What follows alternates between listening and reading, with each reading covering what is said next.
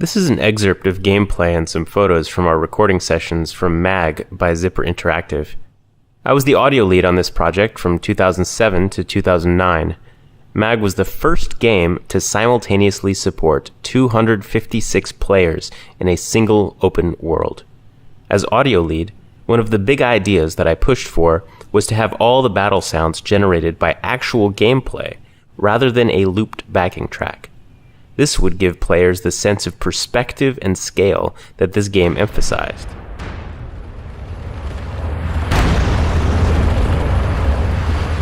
Enemy bomber.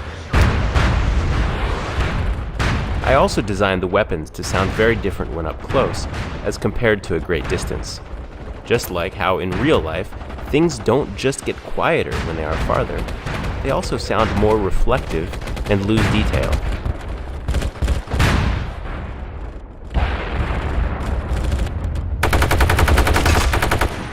I emphasized the gun pop and environmental reflection at a distance, while the mechanical elements were emphasized in close proximity.